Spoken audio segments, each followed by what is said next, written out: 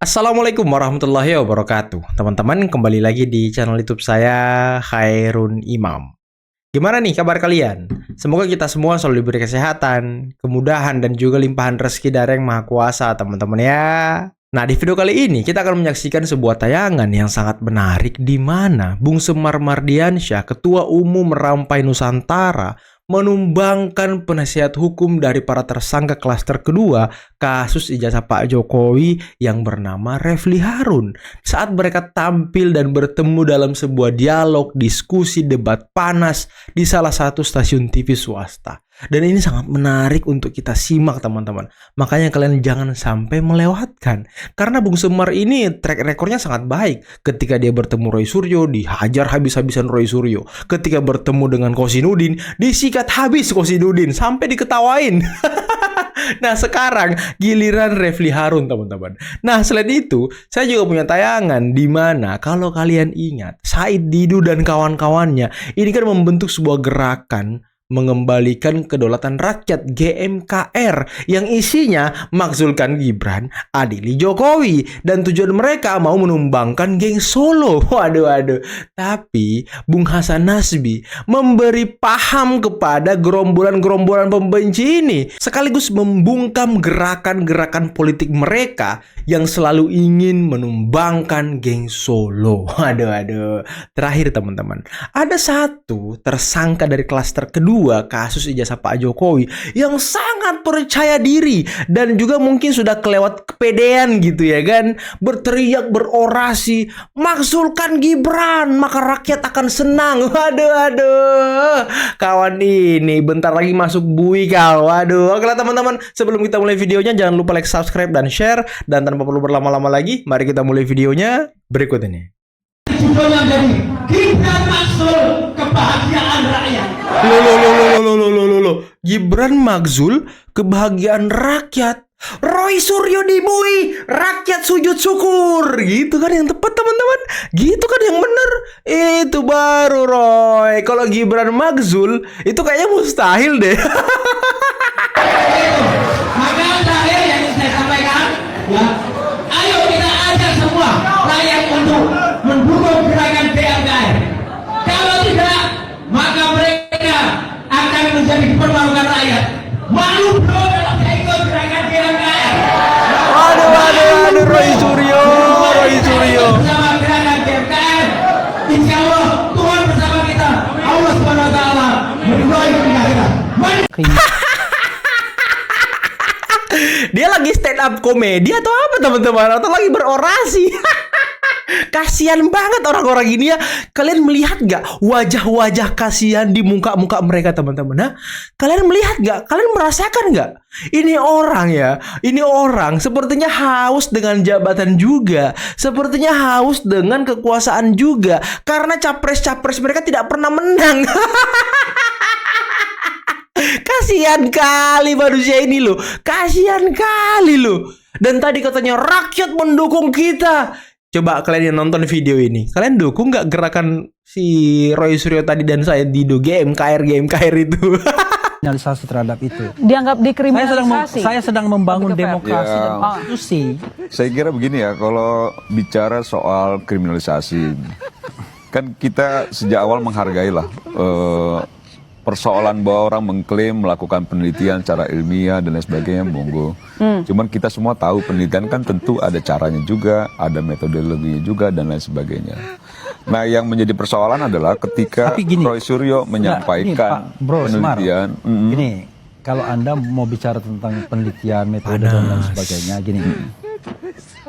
Anda latar belakangnya apa dulu? Nah, kita harus fair dong. Bukan bang, secara normal saja bang. Enggak, penelitian itu macam-macam, ada eksploratif, ada eksplanatif. Iya. Jadi ini penelitiannya punya asumsi bahwa ijazahnya tidak asli. Lalu tiba-tiba yang diklaim sebagai ijazah asli itu baru muncul pada tanggal 15 Desember 2025 di Polda Metro Jaya ketika gelar perkara khusus. Dan itu udah dijadikan objek penelitian yang baru keluar itu. Enggak. Kan ini bingung saya. Enggak, maksudnya kan soalnya kok begini bro. Anda paham tadi. Ya? Jangan nggak paham juga. Diskakmat loh, dipermalukan loh sama host TV loh. Kasian kali. Lokus dan tempus deliktinya itu 22 Bang Januari Semar sampai ketawa-ketawa sampai tuh. 30 April 2025. Oke. Itu yang dipermasalahkan, yang kemudian dikriminalkan. Kalau Anda cerita tentang dokumen yang baru keluar 15 Desember 2025 yang diklaim sebagai asli, diklaim ya. Kita mengatakan 99,9 itu palsu. Tolol kita semua kalau mengatakan bahwa objek yang sebelumnya tidak boleh.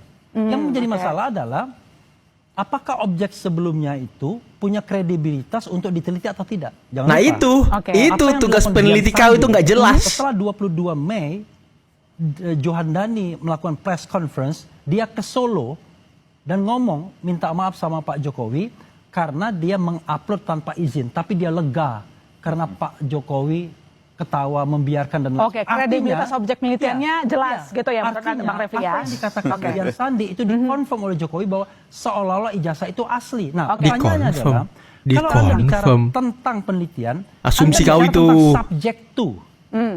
Subjek to apa? Subjek to Dian Sandi, subjek to Johandani, subjek to Sigit Sunarta, dan dokumen yang pernah beredar. Bukan dokumen yang tidak beredar. Objek Kalau dokumen yang belum lengkap, beredar, gitu itu kan. tolol gitu. Objek penelitiannya Kalau lengkap saya kok, sih Bang. ngerasa jauh lebih tolol kalau kita percaya hasil penelitian yang tidak juga melalui autentifikasi, tidak melalui klarifikasi dan lain sebagainya.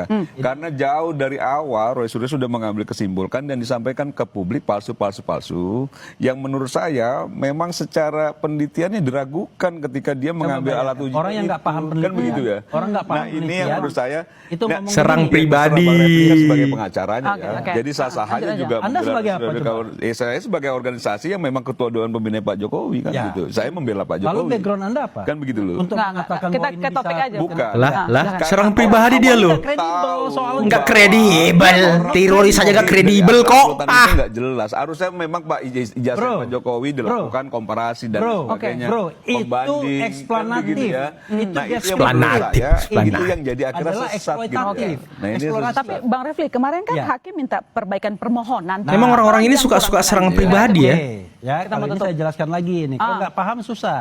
Gini, Yaudah disederhana. Kalau mau melawan geng Solo, seperti kata saya Didu, wakil presidennya Pak Prabowo itu Gibran. Dan kita nggak ngelihat apapun hari ini yang menunjukkan bahwa Pak Prabowo ingin berseberangan atau mau berseberangan dengan Pak Jokowi. Orang semangatnya semangat merangkul kok. Betul, Orang bersatu. ini yang nggak punya kekuatan politik real aja dirangkul kok. Apalagi misalnya Pak Jokowi dengan kekuatan politik dia yang besar dan real. Masa iya demi Said Didu dan kawan-kawan terus Pak Prabowo, oh ya saya mau merangkul Said Didu deh, saya bisa aja sama itu, kan berarti kan sama aja kita berpikir bahwa Pak Prabowo nggak bisa hitung-hitungan. Padahal beliau matang sekali hitung-hitungan beliau gitu. Ya orang ini dirangkul kan nggak apa-apa untuk diyakinkan. Syukur-syukur mau yakin. Kalau nggak yakin ya terserah. Kalau mereka keluar nanti tetap dengan narasi mereka, kan memang posisi mereka udah seperti itu. Jadi diskon aja. Mau ganti apa? Pak Prabowo setuju berdasarkan usulan mereka mau ganti Kapolri. Kapolri. Nggak perlu ada kalian kalau mau ganti Kapolri. Syukur selembar surat ke DPR untuk fit and proper test. Selembar surat aja presiden tanda tangan selesai. Dan kemarin sudah dijawab langsung sama Ketua Komisi 3 Bapak Habibur Rahman mengenai usulan mereka untuk mengganti Kapolri. Kasihan banget. Kalau belum diganti ya berarti presiden belum mau ganti, udah gitu aja gitu loh. Narasi itu, narasi orang-orang yang udah putus asa. Buat mereka ini, selama Pak Prabowo masih bersama Pak Jokowi, mereka akan maknai itu ke publik, berarti Pak Prabowo diatur-atur oleh Pak Jokowi. Iya, itu yang Berarti mereka, Bapak belum 100% narasi jadi itu presiden. yang mereka Masih ada kembangkan. orang ngatur-ngatur. Ini kan orang yang ingin pecah belah. Kan gitu. Padahal Pak Prabowo kan bisa punya hitung-hitungan politik. Gitu. Orang kayak kalian aja nih misalnya, mohon maaf kan nggak punya kekuatan politik real. Cuman berisik di media sosial aja, itu diajak ketemu sama Pak Prabowo. Diusahakan, diyakinkan oleh Pak Prabowo. Masa Pak Prabowo mengorbankan hubungan relasi politik dia dengan orang-orang yang jauh lebih kuat daripada orang-orang ini gitu loh. Nggak masuk hitungannya gitu loh. Buat kita yang level-level begini aja nggak masuk hitung-hitungan itu, apalagi buat Pak Prabowo yang hitungannya pasti udah jauh lebih matang gitu. Nah, kalau dikaitkan dengan ini, dengan rivalitas atau dinamika di kalangan orang terdekatnya Pak Prabowo, kan ada yang bilang bahwa ini, karena ini kan merupakan juga pertemuan yang disupport atau difasilitasi kalau oleh misalnya Safri. kalau Terus ada kemudian orang orang ralinya kan, wah ini Safri dengan Said dengan Dasko nih. Jadi kalau gimana ada membacanya? orang dekat Pak Prabowo ingin dalam tanda kutip memelihara para oposisi atau engage dengan para oposisi, itu bagus sebenarnya. Artinya ada saluran dari oposisi untuk bisa komunikasi dengan Pak Prabowo. Ada saluran juga Pak Prabowo bisa menyampaikan sesuatu ke orang-orang. Tapi kalau orang terdekat Pak Prabowo berpikir bahwa Pak Prabowo harus mengakhiri hubungan dengan Pak Jokowi, dan saya bawa nih orang-orang oposisi ini untuk meyakinkan Pak Prabowo, itu naif sekali. Itu hitung-hitungannya agak payah itu. Mohon maaf itu. Jadi ini kan soal hitung-hitungan di atas meja yang biasa. Apa untungnya berpisah jalan dengan Pak Jokowi? Apa untungnya? Ruginya lebih kelihatan daripada untungnya. Kan gitu. Dengan yang oposisi-oposisi ini mungkin untungnya belum kelihatan. Untungnya belum kelihatan, ruginya walau alam juga.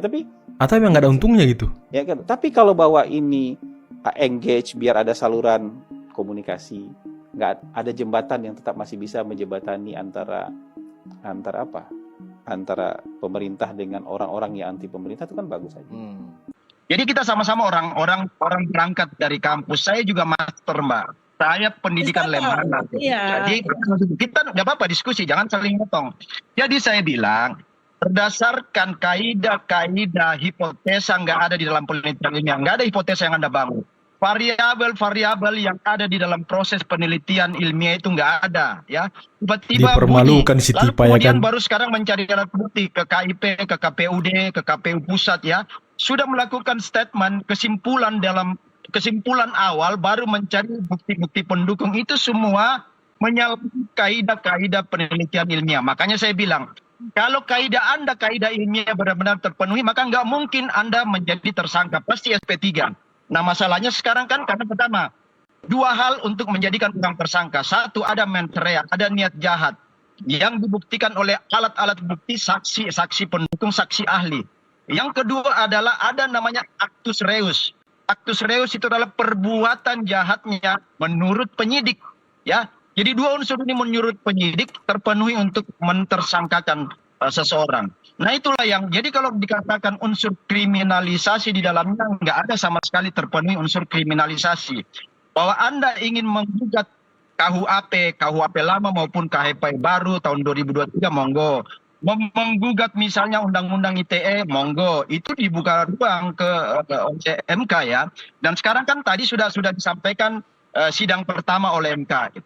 Tidak ada memenuhi unsur-unsur yang seharusnya diluluskan untuk judicial review, makanya diminta lengkapin dulu karena kajiannya lemah, kemudian batu ujinya lemah, kausalitasnya juga nggak memenuhi, makanya diminta untuk melengkapi semua, kan masih diminta melengkapi. Emang lemah sih. Jadi itu semua silakanlah opini, tetapi semua proses hukum juga berjalan.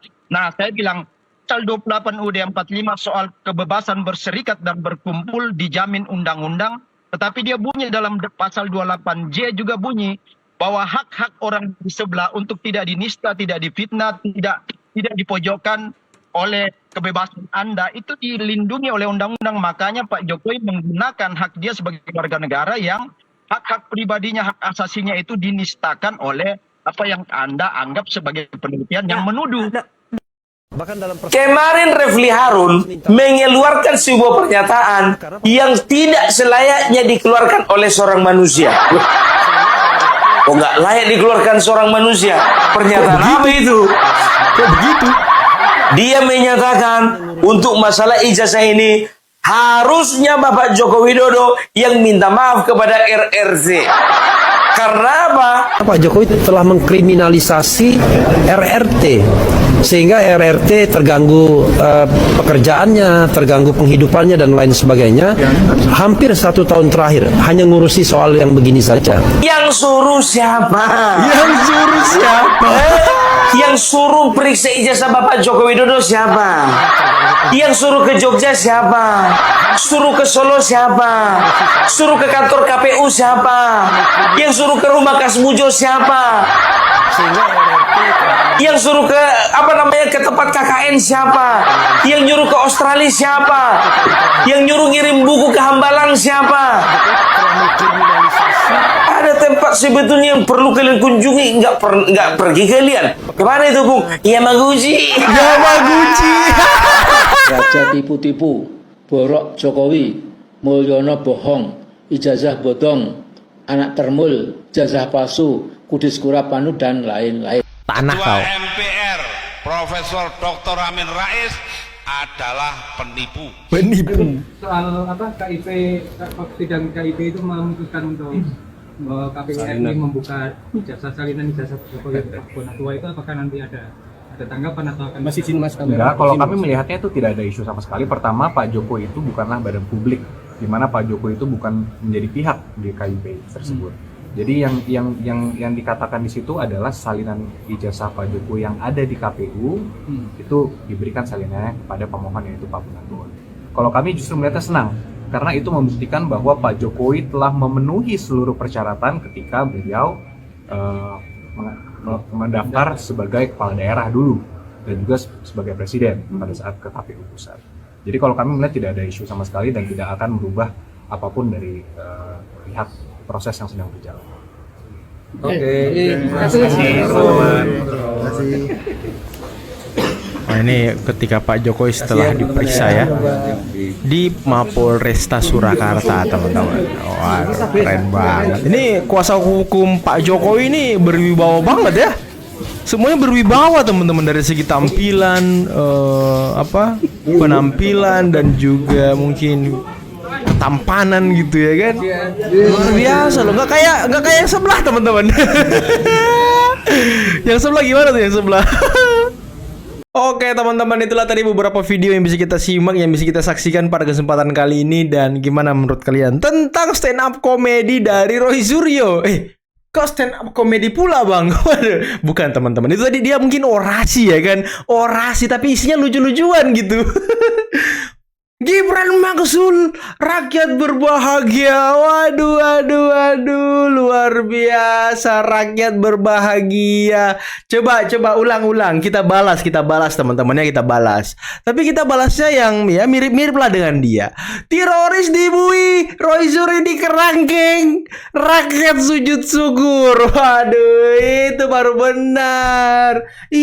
benar. Rakyatnya sujud syukur karena orang yang sudah membuat gaduh bangsa ini masuk bui nantinya. Itu yang penting. Kalau Mas Wapres Gibran, apa masalahnya mau dimaksulkan? Gak ada teman-teman. Masalah ijazah, aduh, kalau kata Opung tadi, yang harus kalian kunjungi itu Yamaguchi.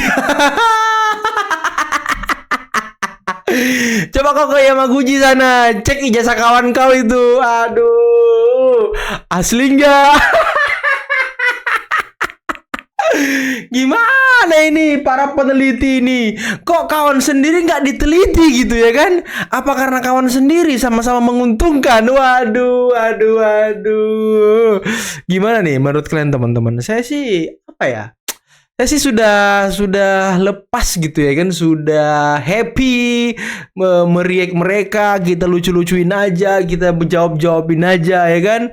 Tapi tadi Bung Semar Mardiansyah penampilannya sangat top markotop, sangat luar biasa teman-teman, sangat keren.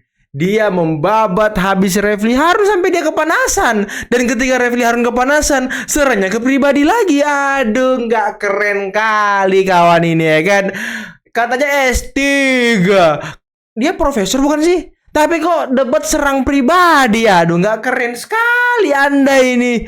Aduh, memalukan ya kan. Ditambah lagi tadi Tifa dipermalukan juga sama David Pajung. Waduh. Ini makin seru, makin menarik, makin menantang kasus ijazah Pak Jokowi teman-teman. Tambah dia kemarin sidang perdana di MK. Waduh, dibabat habis sama hakim MK. Ditanyain legal standing, ditanyain soal siapa 3 orang ini, prinsipal ini. Waduh. Apakah dia menggugat ini hanya karena kasus pribadi ya kan? Aduh, luar biasa. Capek melihat orang-orang ini teman-teman. Capek gitu loh. Aduh, gimana ya? Gimana menurut kalian teman-teman? Tapi tadi penjelasan Bung Hasan Hasbi sangat keren ya, mengenai gerakan-gerakan saya Didu, GMKR, gerakan GMKR mengembalikan kedaulatan rakyat. Aduh, kedaulatan rakyat, kedaulatan kau kali, jabatan kau kali. Aduh, udahlah teman-teman, mungkin cukup sekian dulu video kali ini. Jangan lupa like, subscribe, dan share videonya. Akhir kata, billahi taufiqul hidayah. Assalamualaikum warahmatullahi wabarakatuh. Bye bye.